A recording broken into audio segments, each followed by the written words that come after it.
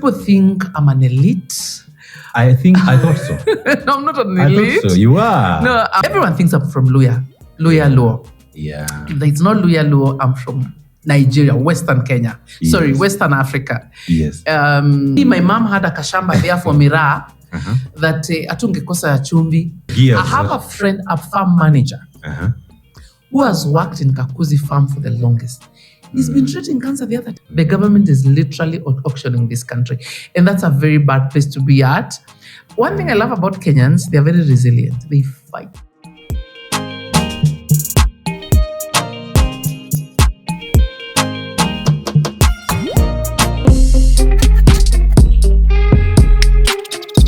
So, great people, it's another day. And as I promise you, I only interact with the best and the well-refined in the society. God has blessed me to have Mary KATHOMI once more.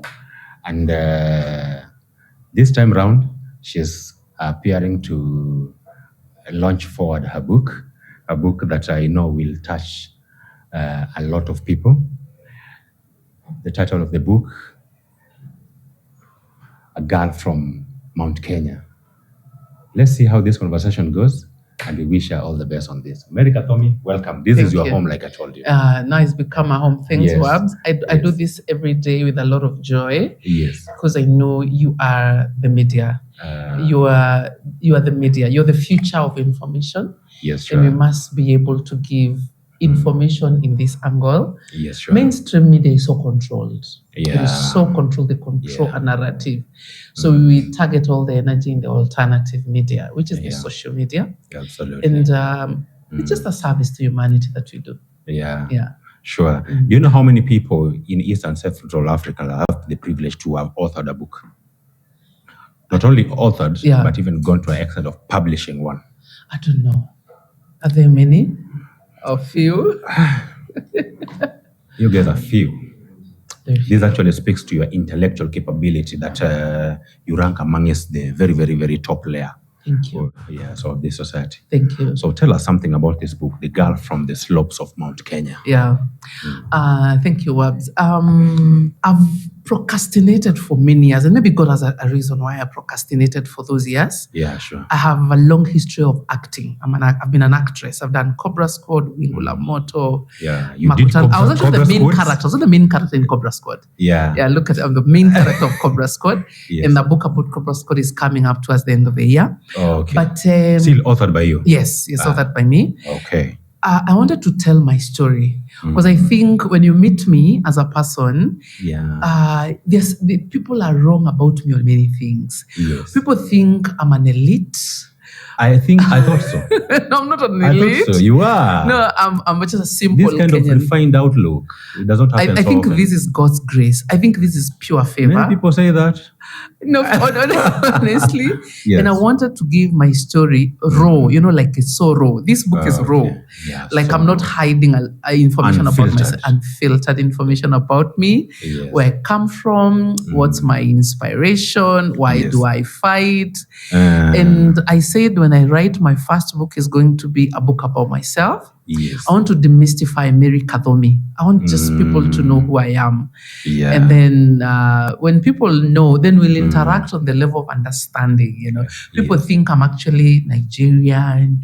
People think if I'm not from the Luya community, Then everyone thinks I'm from Luya Luo. Yeah. If it's not Luya Luo, I'm from Nigeria, Western Kenya. Sorry, Western Africa. Yes. And I would love to be all those places, but apparently I'm from Meru. Mother and father, literally from the Meru community, grown from the Meru community. People told me it's very hard for a Meru not to have an accent. It's very hard to find a Meru without an accent. This kind of... Even a PhD holder. I expected you to say, I'm London, by then, I expected it to be and let me tell you, exactly. Kiraitumurungi is my brother, and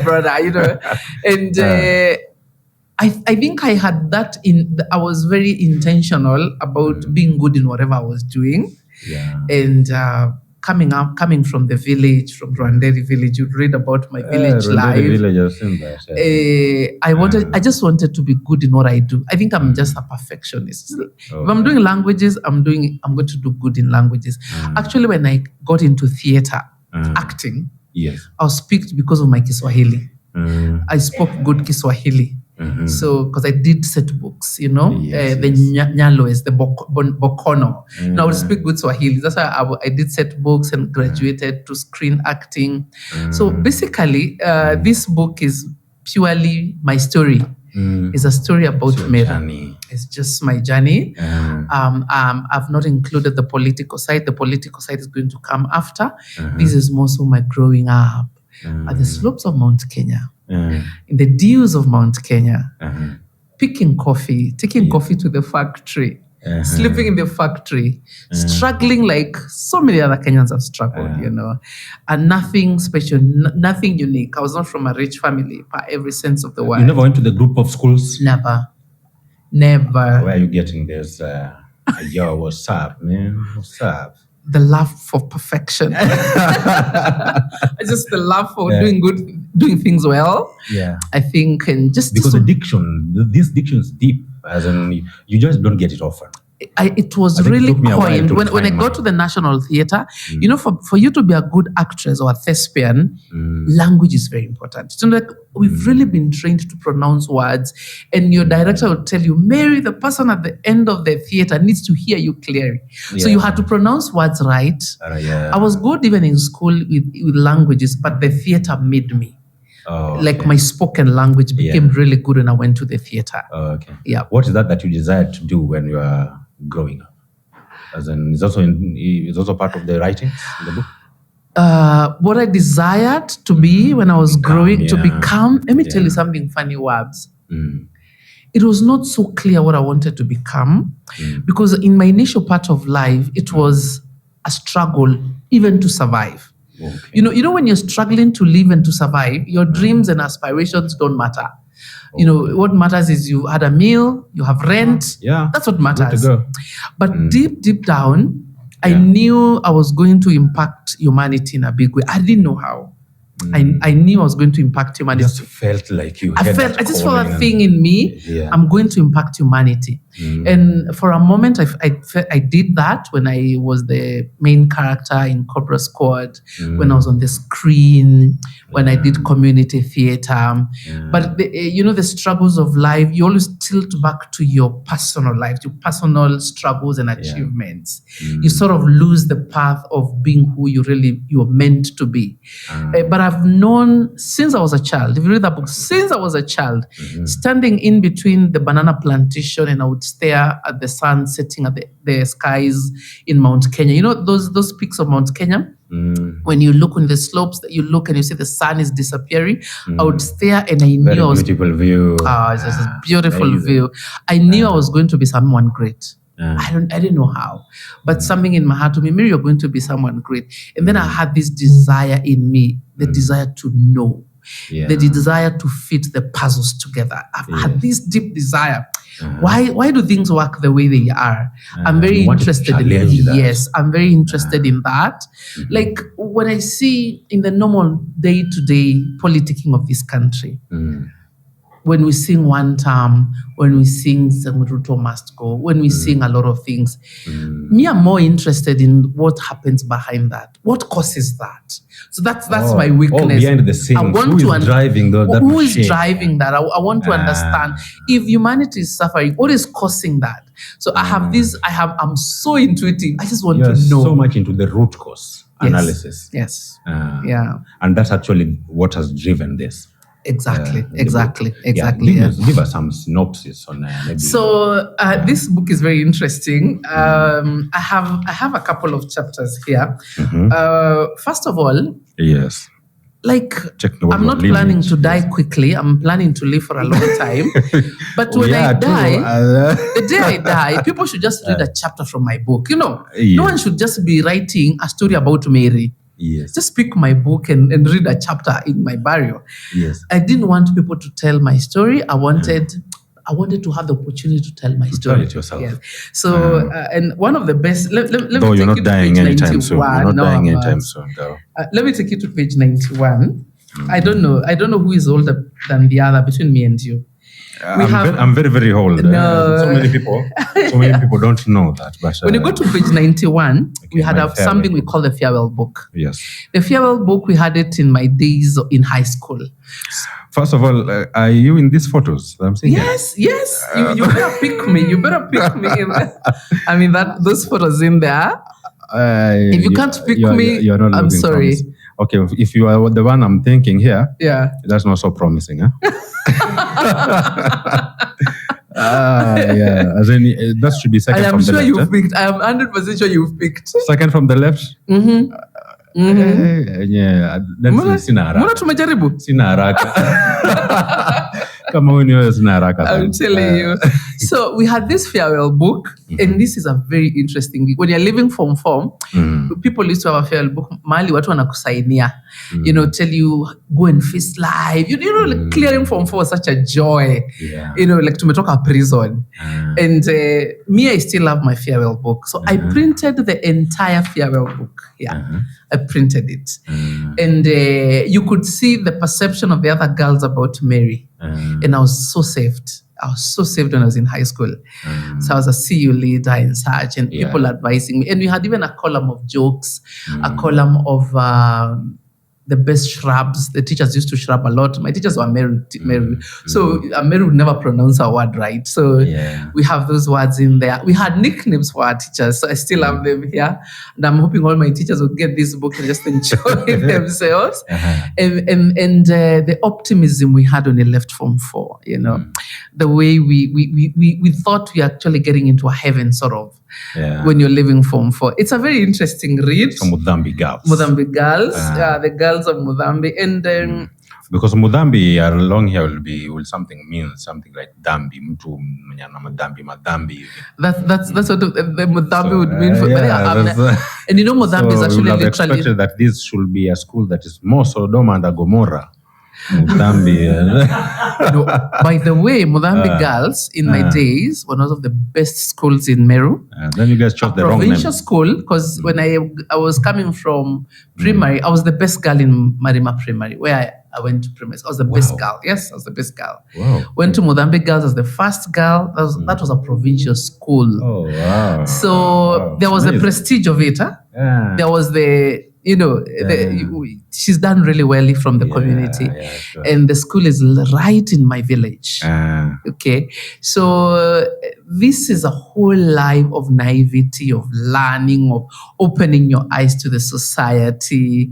And so Muthambi girls, that's high school, right? That was a high school, yes. There was a high school. The society? It's the first place from where I came from. I met children from rich families, children from single parents families. That's where you got the accent? I don't know, everything. I got everything together. Like, you're from your small Meru community. Now you're exposed to Embu, Meru, Somali, Rendile. Our school was really mixed. So your eyes to what life is changing. You're like, oh, this is life. This is it.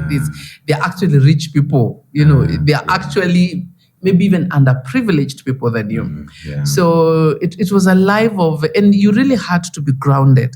You really had to know who you are, not to lose yourself. Yes. I think I was going through a journey of knowing who I was. Self-discovery.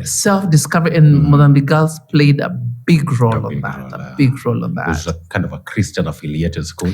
A Catholic school. It's a Catholic school. When I went to Muthambi girls, I actually enrolled into catechism because I needed to, because I was a Catholic. My entire family was Catholic. I needed to studying the sacraments. Oh, okay. So I was actually it's a part in the book where I went for my first catechism. Which page is that? So I'll get it that, and then I'll know the juicy parts. Yes, that story is actually still in the chapter of Muthambi girls. And when I went to do catechism, I was the only girl, and then our priest who was coming to train the catechism, he was so drunk. Alikuwa amekula miraa. The priest, I was like, so I was trying to reconcile my mom telling me, don't do drugs, usikule miraa, don't drink. That's the way I'd been brought up. Yes, and then a priest was supposed to train me in catechism, highly drunk, like drunk. Na miraa imejaa hapa hivi. Nikaangalia, hesabu ikuingia. So anyway, that was the last catechism I went to, and I switched to CU immediately. I switched and I started now. I know this is not what I want to do. If this is going to be my spiritual mentor, I don't want to do this. That's how I left Catholic. Yeah. So what does Muthambi mean? That Muthambi is it a Meru word? It's a Meru word, Muthambi. Something Muthambi. So funny? It's Muthambi. You pronounce Muthambi, and I'm here thinking. You've asked me a very good question. And the next time I come back, I'm going to answer you. I don't want to do a guess. I have to go back home and understand what Muthambi means. And why. Why that place was called Muthambi. It's like a headquarters. It's a diocese center. But that all it is Muthambi. Actually, my ward is called Muthambi ward. Okay. And my village, Rwandere, is within Muthambi ward. So when I come back, I'll make sure I tell you the answer. Why Muthambi and what does it mean? No, that I have to invite you soon. I will. I just want us to maybe put the book aside a while, even though it's a great one. Thank you. I've wished to just go through it and. This is my copy. That's yours. Please, that's yours. It's a very good story. Let me say something, Wabs. Yes. The children of the millennials do not have a lot of connection with rural life. Watoto wengi wajui shago. They even don't have those lives. So now, this book is a very good storybook for children because it paints rural life as it is in Kenya. Yeah. So the children who did not have an opportunity of growing in shags will get a taste of shags from this book. Okay. Yeah. So it's also a very good story for kids. There's a lot of humor there. There's a lot of But I think I will be in the forefront to support you through this. Thank you. And you see, this type of putting together literature is a culture that Africans here we are supposed to embrace. Yes. Because that's the way we can be able to pass this knowledge from one generation to another. Yes. And it is now well documented on when you now become a grandma, you know what grandma believe in. Exactly. Yeah. Exactly. Through a book is easier. Yeah. Than, So I just want you to point me now through farming now. Yeah. And then you'll tell me about how it mutated to GMO and the kind of technology that we are doing today. Funny enough, I did agriculture in high school. In fact, you're just starting the right place. What I wanted to say is you journey us through your love for farming and how it came. Yeah. Yeah. Something really funny. Yes. I was very good in agriculture. In high school, I was very good. In my days of high school, we used to have model farms. Kila mtu alikuwa amekatiwa kashamba kake. My farm was the best. My skumas and spinach were the best. Yes. And I don't know why now when I look back, I used to really get excited going to that like a block of a project, and I used to feel that connection. Have you felt that excitement of something that really doing well? Yeah. And a couple of years after high school, I didn't do anything in farming. I was in business. You needed to make the money.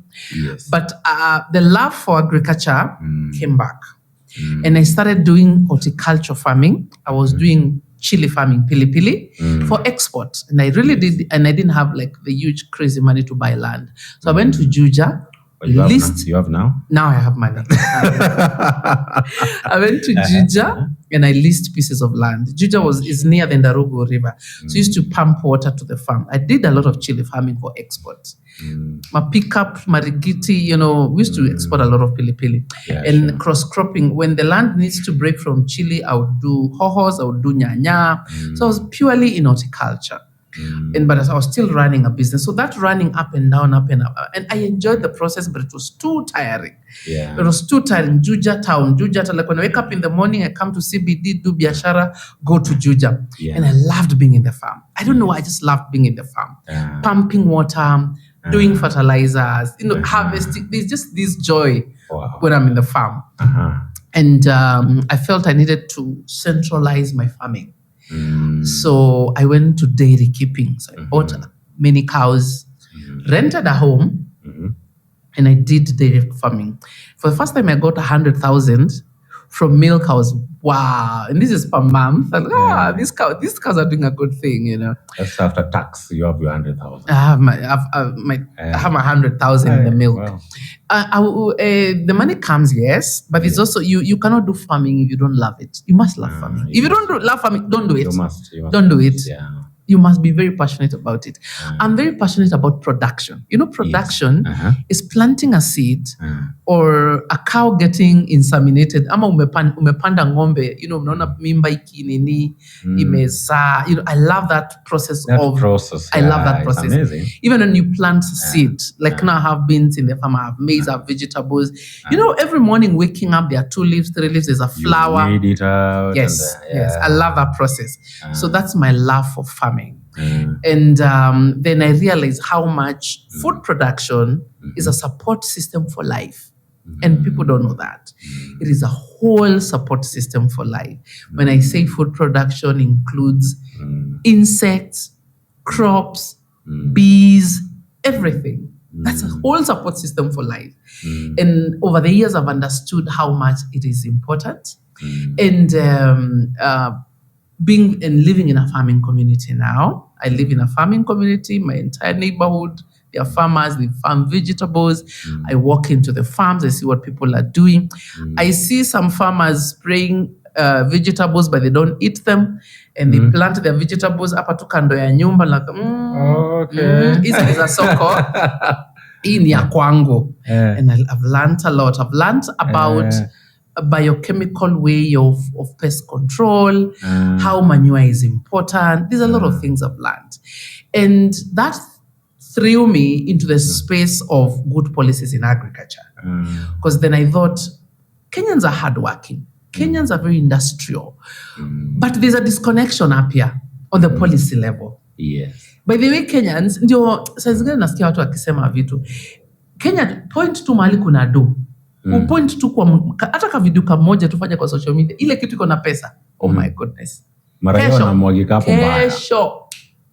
All Kenyans are there. I'm sure you know about the quill farming. Kwero. Nani akuwa na kweru Nairobi? Itulembo tu mayai, itule tuko na tudogo zile wanwa somo. Mimi nakwambia tu walichoma na hiyo kitu. Kwanza kuna maboys waliambiwa ati inaongeza libido. And libido was a problem. Unagonga tu kama mayai ukikula. Libido ina. So za jaba bana. Let me tell you. That is what I would talk when it comes to hard work, the way Kenyans are hardworking. When I would talk about issues around Kenyans are industrious. But then on the policy level, hapo ndio kuna shida. Apart from even Kenyans being industrious and hardworking, an African has been a farmer. Like even before tujijue, we've grown crops. We've grown crops. We've, as a Meru, we've farmed, what do you call it? Millet, sorghum.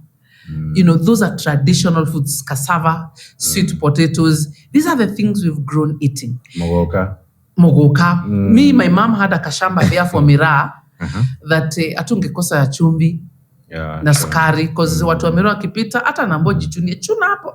Unachuna tu like a bundle like this. Hiyo ni 30 bob then. That was a lot of money. That's how we would buy mafuta. You know, that's the way we farmed. And to me, food is more important than money. Food is everything. But with the money, you can get food. No.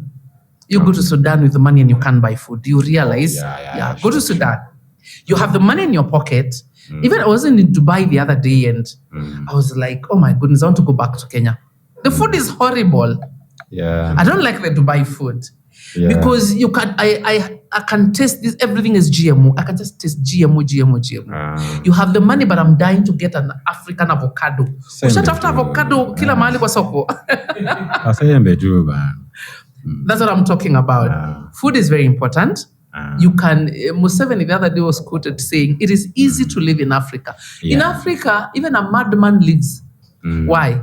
Because your sisters, your aunties, your uncles, your village mates will always make sure you're fed. By the mwenda wazimu hata anapatiliangwa chakula ashibe. That's the African setting. Food is to be shared. We don't deny each other food. Africans, we are a very nice culture. Our quality of food is super. When you video scan on social media, mi nimeona videos za wazungu wengi sana. Kila mtu amekuja Kenya, they speak about our food.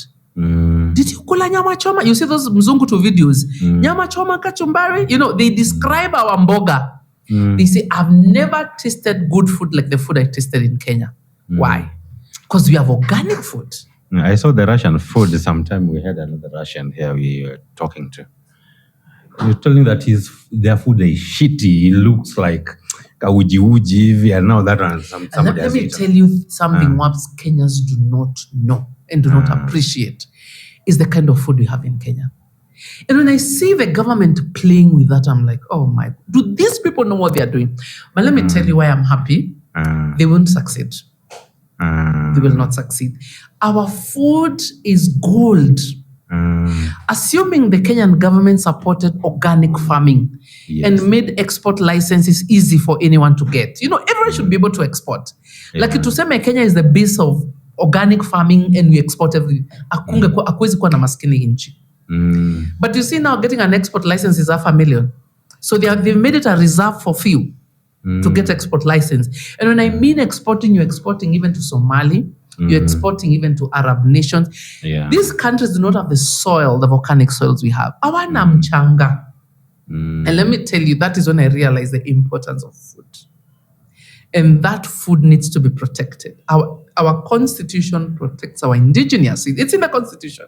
It protects our indigenous seeds. But now, the Ruto administration 2023, it was 2022 mwisho, legalized GMOs. And people do not understand the difference between GMOs and hybrid. There's a very big difference. I also don't understand. People say, nasi nini, kari, wanatengenezanga mbegu, hizo za hybrid, tumekula. People think hybrid is GMO. This is very different. What's the difference? If today I take an orange stem and I graft an orange and a lemon, I'll get a byproduct of orange and lemon. That's not GMO. That's an hybrid. Okay. I've crossbred. These are two fruit trees from the same family. I've just improved. Yeah. That's what we call an hybrid. Today, I could. There are so many. I could improve, but I've not changed the genome. GMO, you go to the genome. The genome is literally the DNA of that crop. So the GMO is taking the genome, taking it to the lab, changing the strands of that genome. Okay? Let me give you an example. Like what they've done, they call the BT maize. BT maize is GMO maize. They've taken the maize genome, taken it to the lab, introduced the bacteria to it. To it. They've also introduced a pig's DNA in the maize. Pig. I want you to get me right. Yeah. This is not fiction. I'm just telling you stuff that's happened in the lab. That bacteria that they introduced in the maize genome is supposed to repel insects. So the byproduct they get is called the BT maize. So what is that maize supposed to achieve? It's supposed to repel insects. But is that not a good thing? It's not a good thing. Okay. Insects are part of an ecosystem. Okay. Okay? Insects are part of an ecosystem. You just control them. Insects are playing a part in the farm. They're not entirely wrong. Like, people do not understand WABs. Without bees, we have no life. When you're repelling an insect, you've repelled the bee. What happens when you kill the bee? There is no cross-pollination. When you repel the bee, you're not going to get any honey. So literally, like this, an insect that is so important in an ecosystem is the bee. Bees move from a flower to another flower. They're sucking nectar, but they're also doing a cross-pollination. So there's such a support system around that. So now you've introduced a maize that has a bacteria in it because you want to repel the insects. And another thing, in every GMO seed, they have something they call the terminator gene. The terminator gene is that ile mbegu ayizitoa mbegu ingine ipandwe. Unaelewa? It's killed an offspring. It's called the terminator gene. So essentially, you've made every single farmer a slave to the owner of that seed. Did I mention